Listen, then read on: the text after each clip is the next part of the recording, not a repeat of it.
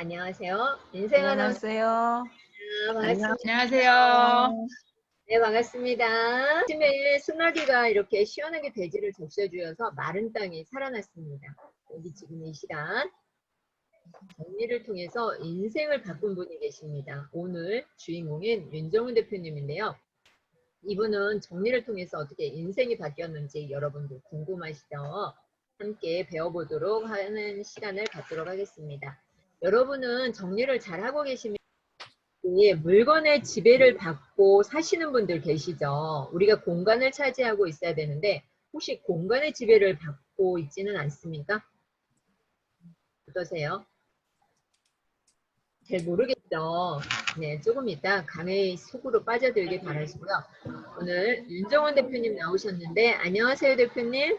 네, 안녕하세요. 항상 정리를 하게 되면은 마음이 네. 편해지고 또 마음이 편해지니까 생활하는데도 많이 여러 가지 에너지가 되고 활력이 되는 처음 인터뷰한 우리 윤정훈 대표님이신데 이게 10시일강에 참여하게 된 동기나 소감 네, 얘기해 주세요. 네, 제가 10시 1강을 알게 된 거는 단톡방에 홍보 문구가 와서 이제 이런 10시 1강이 있구나 하는 걸 알게 됐고, 저도 기왕이면 좀 참여하는 강사가 되고 싶었는데 마침 김영수 선생님께서 연락을 주셔가지고 또 이렇게 제가 강의를 시작하기 전에 인터뷰까지 해주시고 그래서 이렇게 참여를 하게 돼서 네, 지금까지 살면서 우리 대표님 고마운 분들이 계시는데 이 시간에 생각나시는 분 있죠? 감사의 네. 마음을 하고 싶은 분 네, 전해주시면 고맙겠습니다. 제가 지금 뭐 50대 중반을 좀 달려가고 있는데요. 젊었을 때는 몰랐어요. 제가 잘나서 이렇게 사업도 22년간 하고 이렇게 잘하는 줄 알았는데 저의 든든한 집사람이 버팀목이 돼준 부분이 있더라고요. 그래서 항상 집사람에게 고맙게 말씀드리자면 가까이 있는 친구가 이렇게 좀 고마운 그런 존재 같아요. 네. 어떤 친구요? 어떤 친구냐 하면요. 네. 저에게 중학교 동창 녀석이 한 명 있어요. 근데 남자들은 이거 불알 친구라고도 이렇게 많이 얘기를 하고 그러는데요. 그 친구가 이렇게 옆에 있고, 이렇게 항상 옆에 있고, 그래서 고마운 걸 몰랐었는데, 나이를 먹어가면서 점점 그 친구가 이렇게 소중한 존재구나, 이런 걸 좀 느끼게 됐어요. 이걸 뭐 다 말씀드리자면 좀 그렇고, 옆에 있는 친구가 항상 소중한 존재다. 그래서 더 잘해야 되겠다. 실강을 이렇게 참여하신 강사님의 릴레이 추천으로 이루어지고 있는데 우리 강사님도 추천해 주시겠어요? 사실은 이분은 제가 책을 쓰면서 만나게 된 분인데요.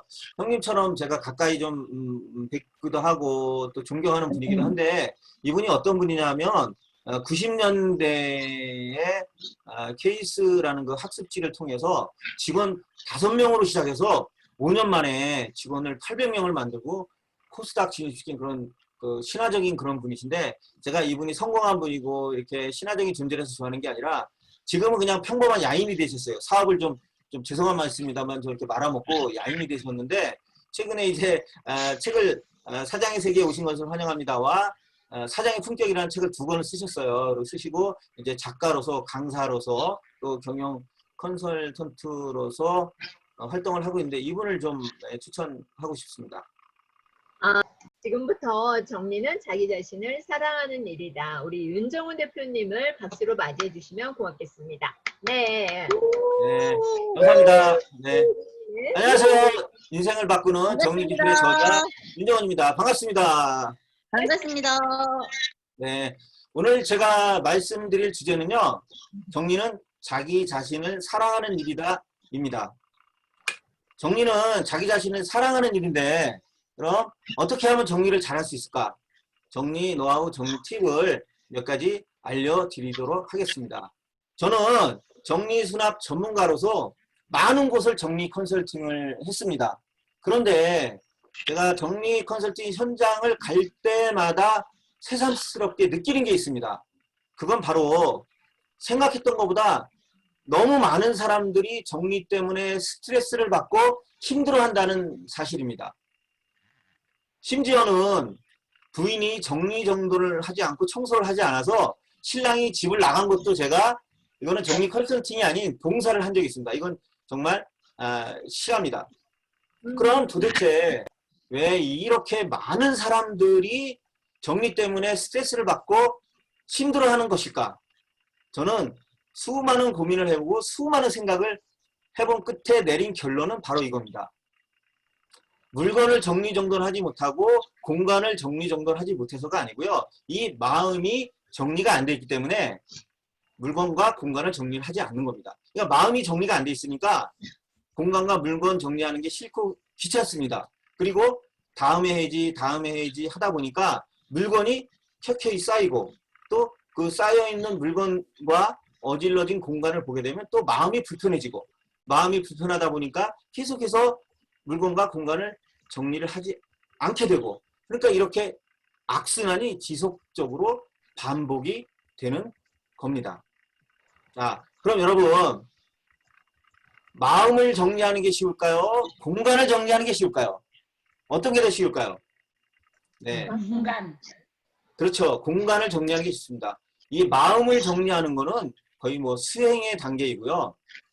공간을 정리하게 되면은 마음이 정리가 되고 편해지는 그런 효과가 있습니다. 충분히 도움이 됩니다.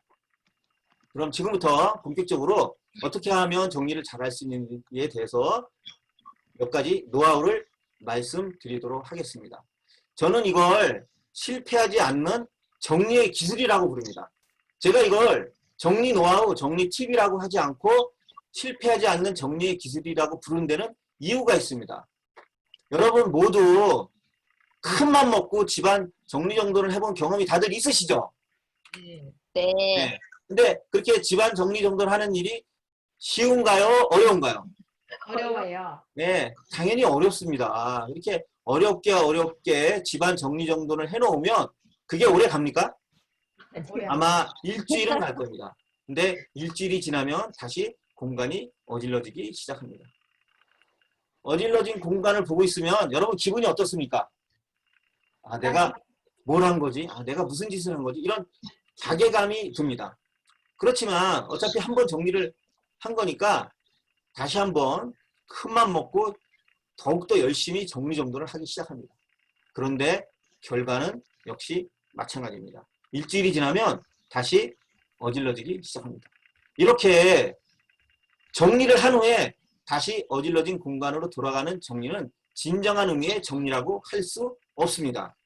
그래서 저는 이거를 정리 노하우, 정리 팁이라고 부르지 않고 실패하지 않는 정리의 기술이라고 부르는 겁니다. 자, 이건 중요한 단어니까 다시 한번 다 같이 제가 시작하면 실패하지 않는 정리 기술이라고 외쳐보도록 하겠습니다. 자, 시작! 실패하지 않는 정리의 기술. 네, 한 번 더 해보도록 하겠습니다. 자, 시작! 실패하지 않는 정리의 기술. 네, 이 실패하지 않는 정리의 기술, 그 첫 번째, 짜잔! 정리의 시작은 버리는 것부터 해야 합니다. 아니, 이게 말이 돼? 돈을 받고 남의 집이나 사무실에 가서 정리정돈을 하면서 물건을 버리라니. 저는 이걸 이해하고 깨닫는데 정말 힘들고 많은 시간이 걸렸습니다. 그래도 정리는 버리는 것부터 해야 합니다. 나에게 쓸모있는 물건, 필요한 물건을 버리라는 얘기가 절대 아닙니다. 쓸데없는 물건을 끌어안고 살지 말라는 이야기입니다. 정리 컨설팅을 하다 보면요. 반갑지 않은 놈을 만나는 경우가 있습니다. 바로 런닝머신입니다. 이놈입니다. 이 런닝머신이 있는 집에 가면요. 이 런닝머신을 살 때는 대부분 집에서 열심히 달리기를 하고 운동을 내가 열심히 해보자는 그런 굳은 각오로 사죠. 네. 그렇지만 일주일이 지나고 한 달이 지나고 세 달이 지나면 이 굳은 각오가 시들해집니다. 이 각오가 시들해지면 런닝머신이 뭘로 변할까요? 다들 알고 계시던데 뭘로 변하죠? 네, 알겠다. 빨래 건조대가 됩니다. 근데 빨래 건조대가 되는데 그냥 빨래 건조대가 아니라 초고가의 빨래 건조대가 됩니다. 정리 컨설팅을 할 때 이 런닝머신이 있는 집에 가면요. 고객이 항상 저에게 이렇게 얘기합니다. 아, 저 런닝머신 좀 가져가 주면 안 될까요? 그러면 저는 대답 대신 이렇게 해맑은 웃음을 보여드립니다. 그냥 뭐 런닝머신 가져갈 수 없다는 그런 얘기죠. 네. 지금 현재 서울이라든가 수도권의 웬만한 아파트 한 평이 1,000만 원을 넘는 시대입니다. 여러분이 만약에 쓸데없는 물건을 아파트 한 평에만 쌓아놓고 있으면은 1,000만 원을 그냥 깔고 앉아 있는 것과 마찬가지입니다. 만약에 여러분이 1,000만 원이란 돈을 잃어버린다면 몇 날 며칠을 억울해서 밤잠을 제대로 이루지 못할 겁니다. 그런데 왜 우리는 우리가 사용해야 될 공간을 쓸데없는 물건들에게 내어주고 말죠? 여러분, 공간의 주인은 땡땡이어야 합니다. 여기서 땡땡 두 글자인데 이 땡땡은 무엇일까요? 두 글자인데 공간의 주인은 물건이어야 합니까? 아니면 공간의 주인은 사람이어야 합니까? 사람. 공간의 주인은 그렇죠. 다 같이 사람이어야 사람. 합니다. 공간의 주인은 사람이다. 사람. 저는 이 한마디가 정리의 모든 것을 대변해 준다고 생각합니다. 공간의 주인은 사람이다. 이것도 역시 좀 중요한 거니까 여러분 같이 한번 큰 소리로 한번 외쳐보도록 하겠습니다. 제가 시작하면 하는 겁니다. 자, 시작. 공간의 주인은 사람이다. 주인은 사람이다. 한 번 더 시작. 공간의 주인은 공간의 주인은 사람이다. 네. 이 공간의 주인은 사람이다는 말이 정리의 모든 것을 대변해 주는 말이니까 저는 여기서 제 이야기를, 제 강의를 끝내도록 하겠습니다. 네. 깜짝 놀라셨죠? 그죠? 제 얘기는 그만큼 이 문구 하나가 정리의 모든 것을 대변해 줄 만큼 중요한 얘기니까 꼭 기억해 주셨으면 좋겠습니다. 제가 평택에 어느 집을 정리를 한 적이 있습니다. 근데 그 집에 가서 정리를 하려고 하는데 얼마나 집이 어지러졌는지요. 바닥에 물건들이 너무 쌓여 있어서 제대로 걸음을 걸어 다닐 수 없을 정도였습니다. 이 집이 17평에 방 2개에 화장실 하나, 거실인 그런 조그만 집이었는데요. 몇 명이 가서 정리를 했을까요? 자, 1번 5명, 2번 10명, 3번 20명, 4번 23명. 몇 명이 가서 정리를 했을까요? 여러분 한번 맞춰보십시오. 23명. 23명. 누가 말씀하셨습니까? 저요, 박동수요. 맞췄습니다. 23명이 아침부터 저녁까지 하루 종일 정리를 했습니다. 근데 정리를 이제 끝나갈 무렵에 이 집에 5살 난 딸과 3살 난 딸이 둘이 있었는데 그 언니가 정리가 끝나갈 무렵에 깨끗이 정리되어 있는 그 공간을 보고는 신발을 한쪽은 벗고 한쪽은 신은 채 집으로 뛰어 들어오면서 이렇게 외쳤습니다. 와, 신난다. 이제부터 집에서 놀 수 있다. 네, 저는 지금도 그 언니가 했던 행동이라든가 목소리가 머릿속에 생생하게 기억이 납니다. 네, 사실은 여기는 이제 제가 정리 컨설팅이 아닌 봉사라고 말씀드렸죠. 제가 여기를 이제 정리 봉사를 하고 그 다음 날 이렇게 신문에 평택 지역 신문에 신문 기사가 난 겁니다. 지금 여기 보시다시피 23명이 봉사를 하고 활동을 했는데 여기 사진을 보시면은 제 모습 보이죠? 23명이 작업을 했는데 남자는 저 한 명이었습니다. 이렇게 5년 전에는 정리 컨설팅을 하는 남성분이 없었습니다. 제가 이렇게 남자 혼자인데 이렇게 23명 뒤에 껴서 이렇게 봉사를 했었고요. 그리고 이 집이 이렇게 지저분했던 집이 이렇게 변했습니다. 여러분 서플라이즈 하죠. 다시 한번 보여드릴게요. 자, 이랬던 집이 이렇게 변했습니다. 자, 이렇게 변했는데 과연 물건을 버리지 않고 정리를 할 수 있었을까요? 아니요. 네. 이 집에 정리를 하면서 정말 많은 물건을 버렸습니다. 얼만큼 많은 물건을 버렸냐면요.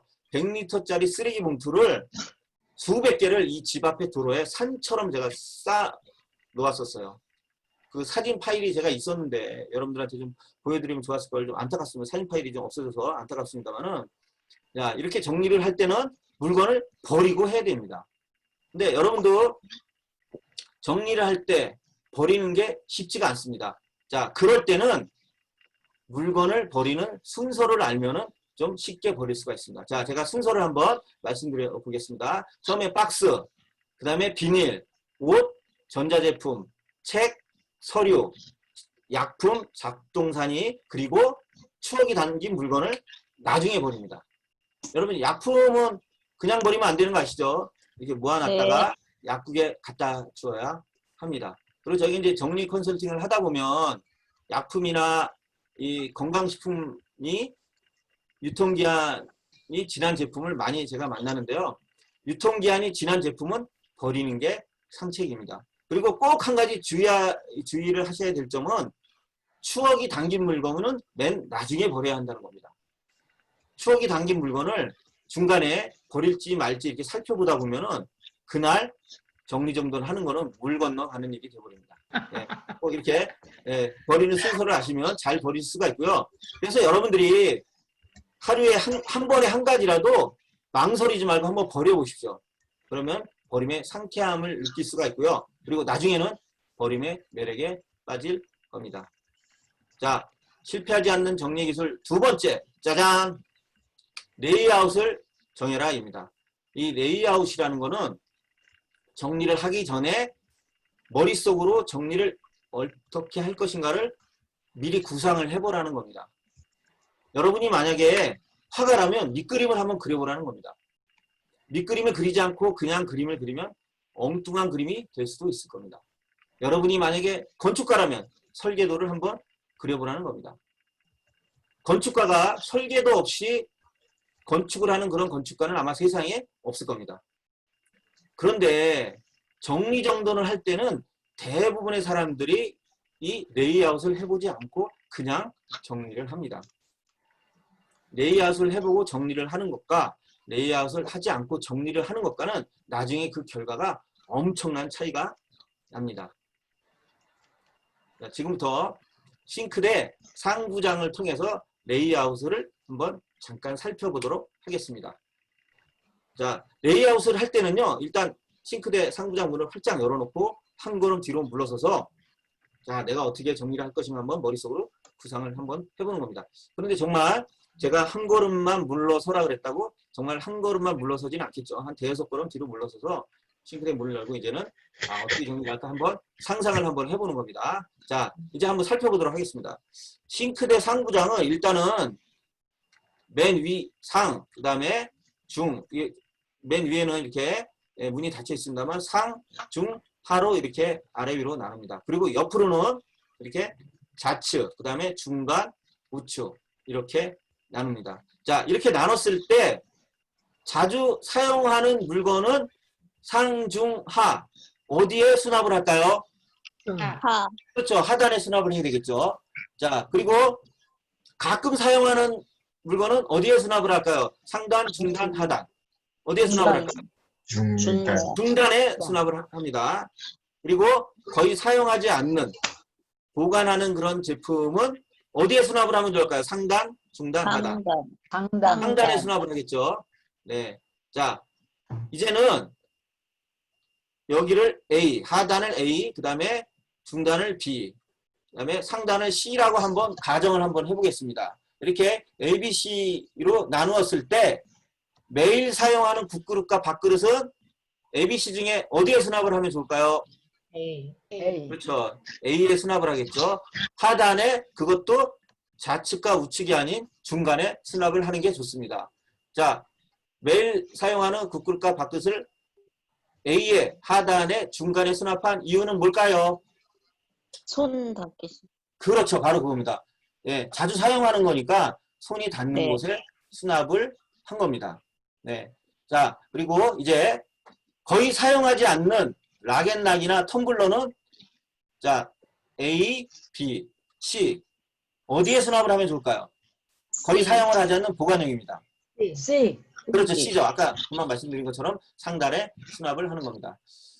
자, 제가 아주 잠깐이지만 이렇게 싱크대 상부장을 통해서 레이아웃을 이렇게 말씀을 드렸습니다만 이 레이아웃을 공간별로 뭐 신발장이면 신발장, 그리고 욕실이면 욕실, 거실에 책장이면 책장, 그리고 옷장이면 옷장, 베란다 창고면 창고, 이 모든 공간의 레이아웃을 다 설명드리려면 여러분과 제가 한 4-5시간 이렇게 말씀을 나눠도 시간이 부족합니다. 그러니까 좀 더 자세한 걸 알고 싶으신 분은 제 책 인생을 바꾸는 정리 기술을 보면 도움이 됩니다. 그냥 도움이 되는 게 아니라 아주 많은 도움이 되실 겁니다. 네. 자, 제가 이 상부장 맨 상단에 거의 사용하지 않는 락앤락과 텀블러를 수납을 한다고 말씀을 드렸는데요. 이 상단에 사용하지 않는 제품을 수납하거나 꺼낼 때 여러분들 어떻게 하십니까? 의자. 대부분 테이블 의자 사용하죠. 네. 테이블 의자를 밟고 이제 올라가서 이렇게 이제 수납을 하고 그러시는데 이걸 쓰면 아주 편리하고 좋은 제품이 하나 있습니다. 바로 발 디딤대 접이식 의자입니다. 있어요. 접이식 있으세요? 그러면 정리에 대해서 조금 소견이 있으신 분이네요. 이 접이식 의자 발 디딤대라고 옥션이라든가 온라인에 검색을 하면 나옵니다. 근데 이거를 사실 때 주의하셔야 될 점은 이렇게 폈을 때가 아니라 접었을 때 이렇게 높이가 45cm 정도 되는 걸 구입하셔야 됩니다. 20cm나 30cm는 사지 마십시오. 이게 평상시에는 이렇게 접어서 좁은 공간에 수납을 할 수 있어서 매우 좋고요. 그리고 이게 약해 보여도 하중을 100kg 이상 견딥니다. 그래서 몸무게가 좀 나가시는 분이나 뚱뚱하신 분도 전혀 걱정하실 필요가 없습니다. 저희가 정리 컨설팅을 할 때는 수납 전문가들이 30평 기준으로 보통 한 8명 정도가 이렇게 가거든요. 그러면 이 정리 수납 전문가들은 개인별로 이걸 한 개씩 다 가지고 다닙니다. 그래서 저희가 이렇게 사용하는 모습을 보면 고객이 와서 물어봅니다. 이거 어디서 사야 돼요? 이렇게 물어볼 때마다 이제 이렇게 구입을 하면 된다고 하면은 설명을 드리면 그 고객은 이 제품을 꼭 구입을 하는, 그러니까 가정의 필수품입니다. 네. 오늘 이 정보 하나만 여러분이 제대로 알고 가셔도 여러분 이 시간에 오늘 잘 오신 겁니다. 자, 이제 본격적으로 싱크대 상부장을 통해서 레이아웃을 조금 더 디테일하게 한번 설명을 드리도록 하겠습니다. 이 사진은 꾸민 사진이 아닙니다. 정리 컨설팅을 할 때 정리하기 전에 그대로의 리얼 사진입니다. 제가 조금 전에 이제 정리할 때 레이아웃에 대해서 어떻게 하면 된다는 거를 잠깐 설명을 드렸습니다만은 제 말씀을 이해하신 분이라면 이 사진을 보시면 이게 정리가 잘못됐구나 하는 것을 금방 아실 수가 있습니다. 뭐 그렇다고 제가 조금 전에 드린 말씀을 이해를 꼭 해야 된다 이런 말씀은 절대 아닙니다. 자, 한번 볼까요? 여기 지금 중간에 밥그릇과 국그릇이 있는데 이 밥그릇과 국그릇은 어디로 가야 될까요? 아래. 그렇죠. 하단으로 가야 되겠죠. 자, 그러면 여기 락앤락과 이 큰 그릇은 어디로 가면 좋을까요? 상단. 어디로 가면 좋을까요? 그렇죠. 상단으로 가야 됩니다. 자, 그리고 여기 유리병이 있는데요. 이 유리병은 어디로 가면 좋을까요? 중간. 이 유리병은 키 큰 장이나 아니면 베란다 창고로 가는 게 좋겠죠. 제 생각에는 자기가 버리는 게 좋습니다. 네, 정리 컨설팅을 하러 가정집을 방문해 보면 요즘은 이게 유리병들을 많이 가지고 있는데 그 이유는요, 이 제조사들이 이 용기 유리병을 아주 이쁘게 만들기 때문입니다. 그러니까 이 용기에 담겨 있는 물건을 다 이게 제품을 사용하고도 이걸 버리지 못하는 경우가 많은데요. 이런 유리병은 아무리 예쁘더라도 사실은 버리는 게 상책입니다. 자, 이 레이아웃은 건축의 설계도처럼 정리의 뼈대를 이루는 아주 중요한 역할을 합니다. 자, 이번에는 정리가 된 후의 사진을 한번 보도록 하겠습니다. 제가 말씀드린 대로 국그릇과 밥그릇이 어디로 왔죠? 하단으로 왔습니다. 그리고 이 하단에 이거는 접시꽂이입니다. 접시꽂이에 접시를 세로로 수납을 했습니다. 그리고 중단에는 여분의 그릇과 컵을 수납을 했고요. 락앤락과 텀블러, 그리고 큰 그릇을 말씀드린 대로 상단에 수납을 했습니다. 자, 다시 한번 강조해서 말씀드립니다만은 이 레이아웃은 건축의 설계도처럼 정리의 뼈대를 이루는 아주 그런 중요한 역할을 합니다. 네. 자, 이번에는 정리 기술 세 번째. 짜잔! 네, 핑고전의 법칙입니다. 이 핑고전의 법칙은 아주 간단합니다. 자주 사용하는 물건은 손에 닿는 곳에 수납을 한다는 그런 법칙입니다. 조금 전에 레이아웃에서 말씀드렸듯이 국그릇과 밥그릇은 어디에 수납을 한다 그랬죠? 싱크대 상부장의 맨 하단에 수납을 한다 그랬죠? 예, 그리고 하단에서도 좌측과 중간과 우측 중에 어디예요? 중간에 수납을 한다 그랬죠. 그 이유는 뭘까요? 뭐였죠? 이유가? 매일 자주 사용하는 거니까 손이 닿는 곳에 수납을 한 겁니다. 혹시 파레토의 법칙이라는 걸 아시나요? 이 파레토의 법칙이라는 것은 상위 20%의 사람이 80%의 부를 가지고 있다거나 어느 상점의 매출을 상위 20%의 고객이 매출의 80%를 한다는 그러한 이야기입니다. 좀 더 여러분에게 쉽고 간단하게 말씀을 드리면 여러분 옷장에 옷이 10벌이 있는데 그중에 자주 입는 옷은 몇 벌이다? 2벌이다. 이런 얘기입니다. 제가 이 팔레토의 법칙을 이렇게 말씀드리는 이유는요. 이 팔레토의 법칙을 기억하시고 예, 핑거전의 법칙을 잘 이해하고 활용해서 자주 사용하는 물건만 제대로 수납을 해도 정리 정돈의 50%는 해낸 거나 마찬가지라는 그런 말씀을 드리기 위해서입니다. 여기 5단 서랍장이 있는데요. 여러분 매일 갈아입는 속옷은 어디에 수납을 하면 좋을까요? 맨 상단에, 그 다음에 중단, 그 다음에 하단. 속옷은 어디에 수납을 하면 좋을까요? 상단. 네, 상단에 수납을 하는 게 좋습니다. 그래야 꺼내기가 편하겠죠. 네. 근데 우리가 이제 정리 컨설팅을 하다 보면 네, 이런 고객이 있습니다. 아, 여태까지 내가 하단에 수납을 했는데 그냥 하단에 수납을 해주세요. 이런 고객이 있습니다. 그럴 때는 저희들은 이렇게 얘기를 합니다. 아, 손님, 저희가 일단은 상단에 수납을 해드릴 테니까 일주일만 사용을 해보시고 그래도 불편하시면 전화를 주십시오. 자, 이 고객에게 전화가 올까요? 안 올까요? 네, 전화가 오지 않습니다. 만약에 전화가 온다면 그렇게 수납을 하지 않겠죠. 네. 한국인의 특성상 반찬을 저희가 여러 가지 먹죠. 보통 한 5-6가지를 이렇게 먹습니다.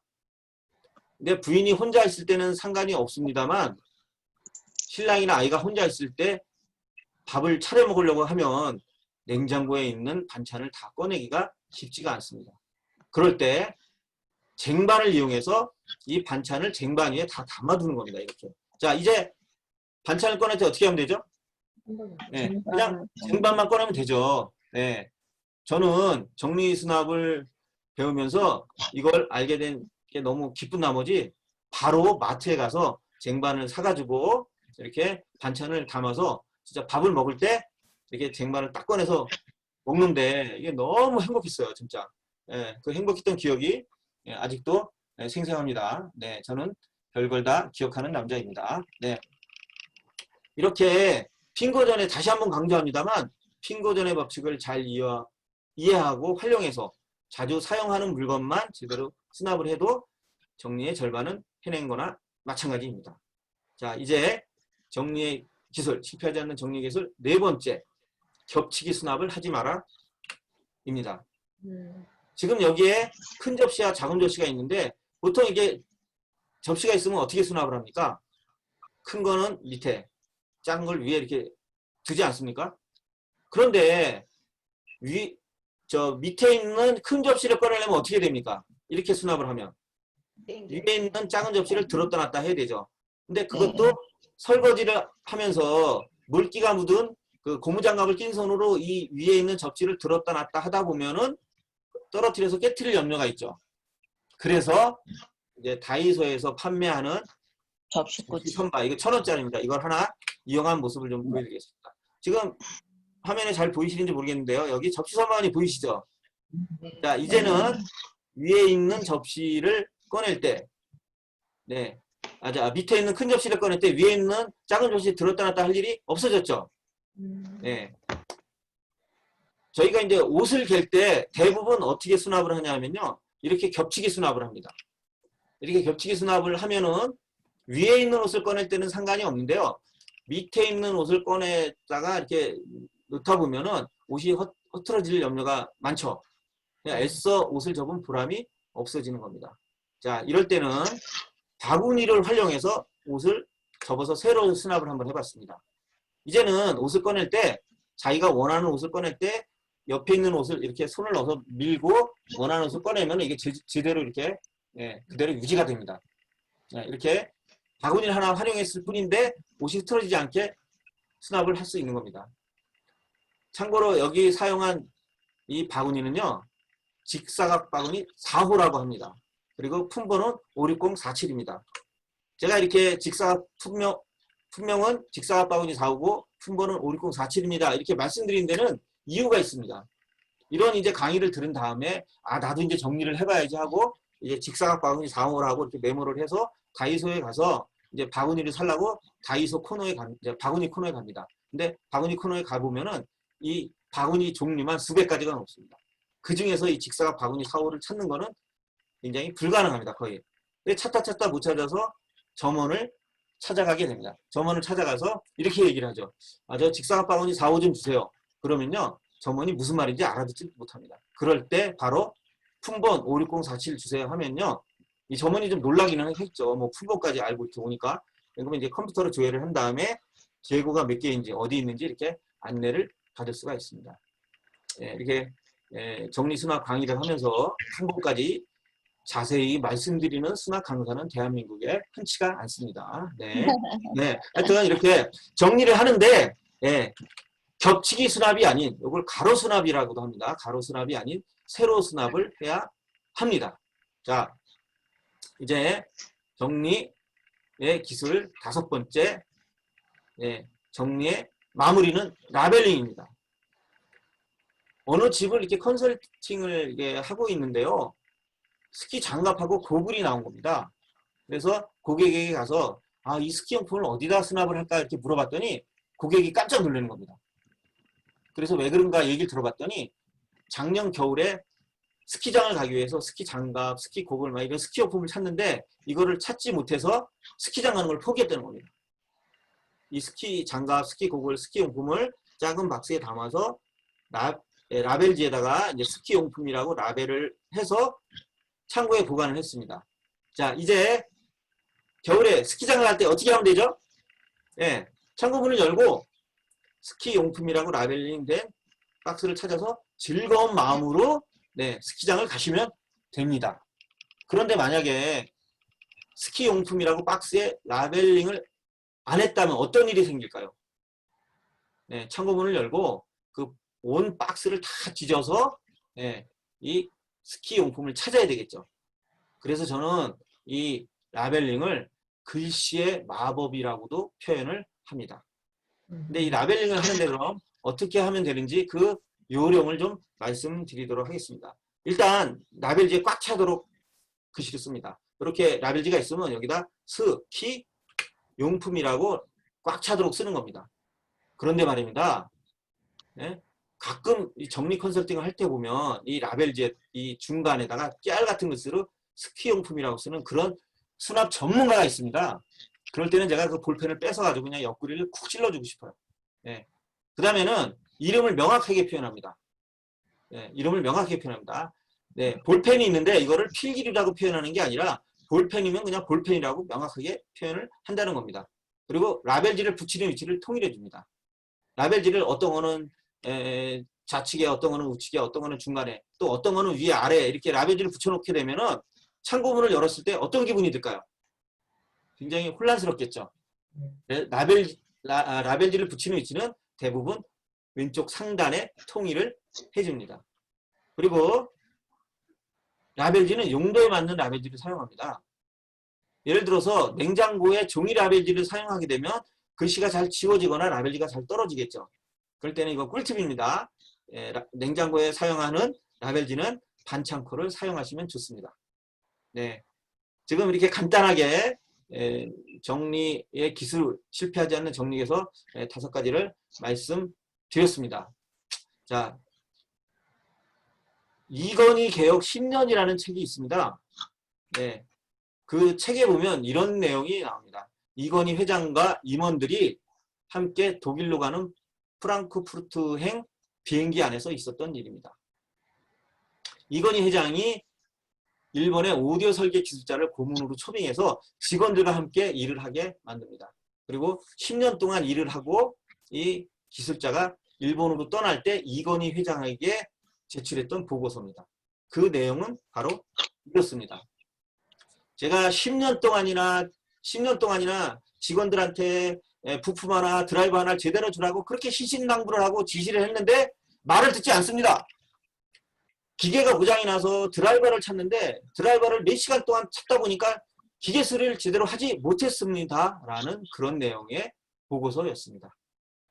이건희 회장이 비행기 안에서 임원들에게 보고서를 나눠주고 읽게 한 다음에 각자 소감을 한마디씩 하라고 합니다.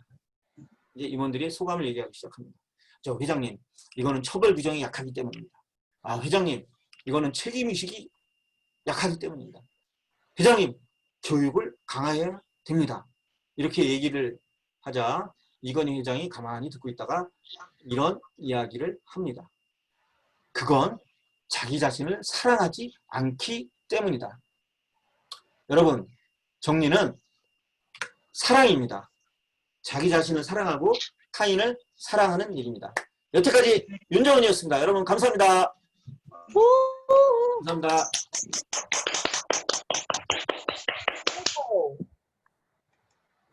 와우, 정말 멋있어요. 네, 감사합니다. 시원시원하게. 여러분, 정리는 자기 자신을 사랑하는 일입니다. 감사합니다.